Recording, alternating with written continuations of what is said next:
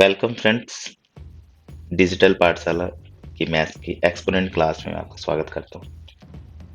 मैं आपको बताना चाहूँगा कि ये एक्सपोनेंट की न्यू क्लास मैं डालने जा रहा हूँ और थैंक यू फॉर व्यूवर्स कि उन्होंने मेरा 1K दैट मीन्स 1000 सब्सक्राइबर पूरे किए हैं इस सेशन में।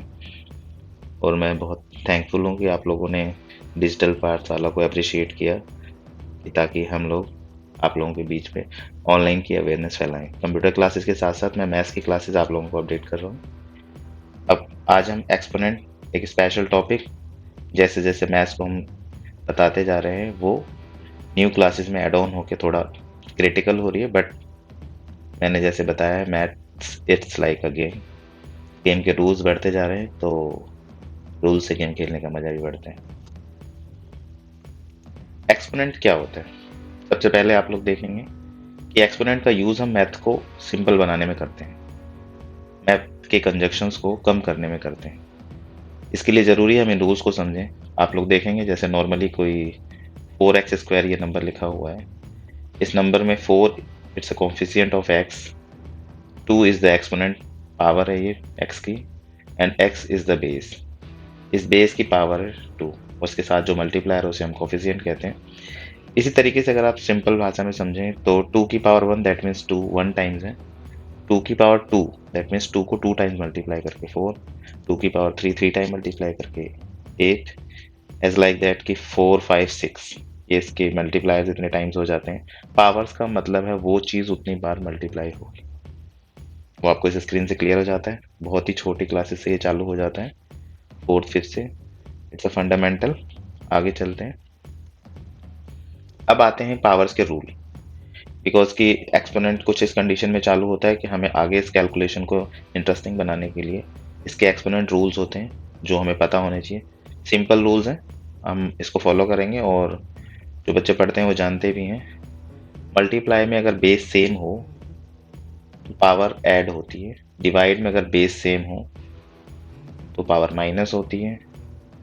सेम इसी कंडीशन में अगर बेस डिफरेंट हो बट पावर सेम हो, ऐसी कंडीशन में वो पावर ब्रैकेट में होकर 1 टाइम लग जाती है उन दोनों मल्टीप्लायर। इसी तरह आप नंबर्स में देख रहे हैं, सेम बेस और पावर डिफरेंट थी तो बेस सिंगल करके पावर ऐड हो गई। इसमें सेम यही कंडीशन डिवाइड में हुआ, सेम बेस था इसलिए पावर माइनस हो गई। बेस सेम होने की कंडीशन में मल्टीप्लाई में पावर ऐड, डिवाइड में पावर माइनस होती है।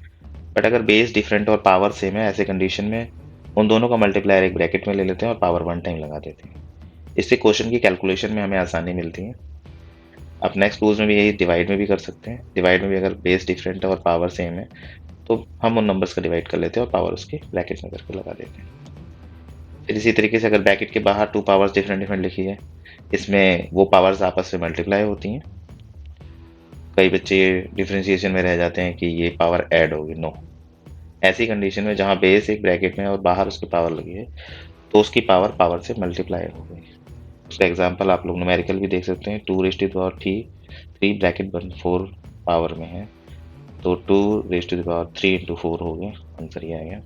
और एक इम्पॉर्टेंट फैक्टर, जो स्टूडेंट मैथ्स में अच्छे हैं वो जानते हैं, किसी भी नंबर की पावर, वो नंबर कितना भी बड़ा हो, और अगर उसकी पावर में 0 होता है तो उसकी वैल्यू 1 हो जाती है। ये एक इम्पॉर्टेंट चीज़ है जिसे स्टूडेंट्स को पता होना चाहिए।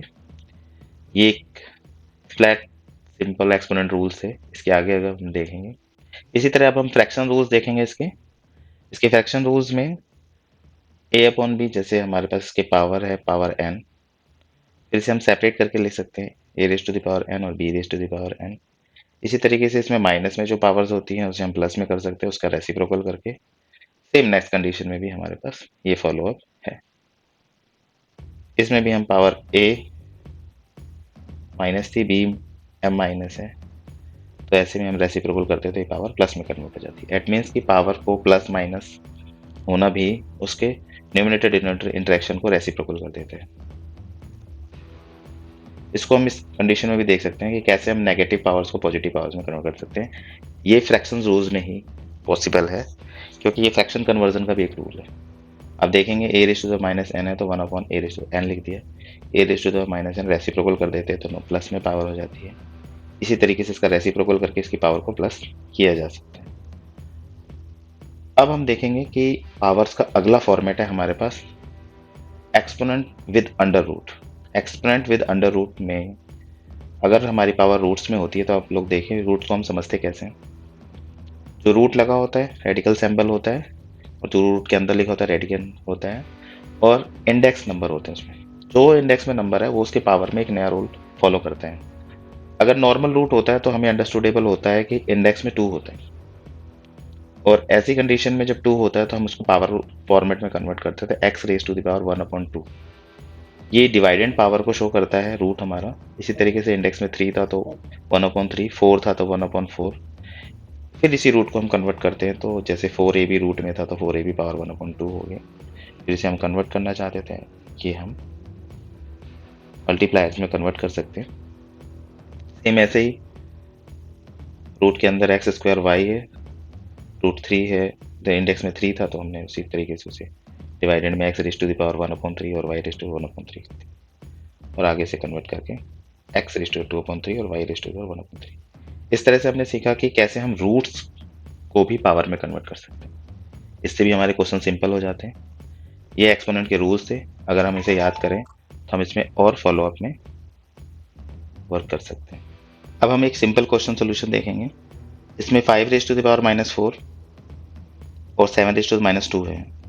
5 रेज टू द -4 पावर को हम प्लस में कर लेते हैं, 1/5 रेज टू द पावर 4 हो गया। इसको सोल्यूशन करते हैं तो 1/625 हो जाते हैं। इसी में देखेंगे -7 रेज टू द -2, फिर हम पावर को प्लस करते हैं, 1/-7 रेज टू द 2 हो जाता है। इसको सोल्यूशन में डालते हैं तो 1/49 हो जाता है। इस तरह से ये सिंपल क्वेश्चन जो पावर रूल्स को फॉलो करता है, एक्सपोनेंट रूल्स को फॉलो करते हैं, एक कंजक्शन फॉलो जो 7th से अबव स्टूडेंट्स के लिए है और 9th 10th तक के स्टूडेंट्स के काम आ सकते हैं, वो ये है। आप देखेंगे कि इस एक्सपोनेंट में कुछ अल्फा न्यूमेरिक एक्सपोनेंट हैं, यानी अलजेब्रिक एक्सपोनेंट्स भी हैं।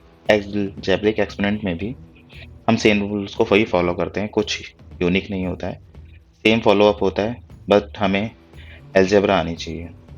बस ये समझ लीजिए कैलकुलेशन पावर्स में कन्वर्ट होना शुरू हो जाती है। 5 इंटू में 5/3 रेज टू द n+1, फिर +5/2 इंटू में 5/3n-1, फिर अपॉन में हमारे पास 8 इंटू में 5/3n -5 इंटू में 5/3 पावर n। इसको हम सोल्यूशन करते हैं, जैसे हम जानते हैं सेम बेस में पावर मल्टीप्लाई में पावर ऐड होती है, वही फॉलो हमने यहाँ फॉलो किया। इसको आगे फॉलो करते हैं हम 5 रेज टू द पावर 3, उसके बाद ये प्लस था हमारे पास, हमने इसको मल्टीप्लायर में कन्वर्ट कर लिया सेपरेट सेपरेट। फिर जो चीज़ कॉमन आ सकती थी वो हमने कॉमन ले ली, 5 कॉमन आ सकता था,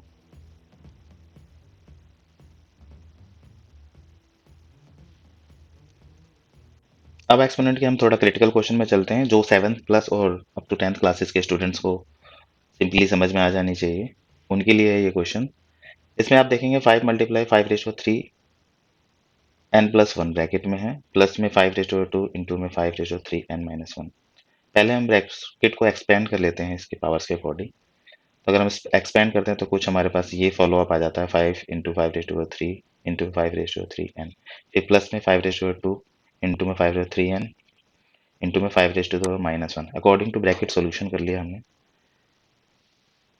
अकॉर्डिंग टू ब्रैकेट जब हम इसका सोल्यूशन करते हैं तो इससे हमें कॉमन लेने में आसानी मिल जाती है। अब दोनों ही मल्टीप्लायर्स में हमारा 5/3n कॉमन था, 5/3n हम इसमें ले लेते हैं बाहर, हमारे पास अंदर नंबर बच जाता है 5/4 और 5/1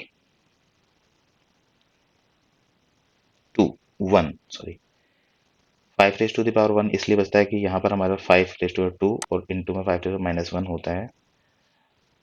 ये नंबर जैसे हमारे पास माइनस में होता है तो ये पावर ऐड होती है तो 2 में से 1 निकल जाता है तो नॉर्मल 5 रह जाता है।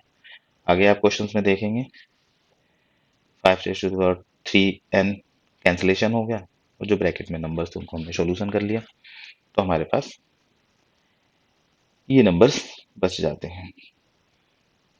आगे हमारा आंसर हो जाता है 630/3। कैलकुलेशन करते हैं 210 आंसर हो जाता है। थैंक्स फॉर वॉचिंग डिजिटल पाठशाला, और बहुत बहुत थैंक यू कि आप लोगों ने 1000 सब्सक्राइबर पूरे कराए। अब हम 1000 प्लस सब्सक्राइबर में अपने चैनल को ले चल रहे हैं। आप लोगों का इतना इंटरेस्ट मेरे साथ, मेरे चैनल के साथ, thank you for watching digital पाठशाला।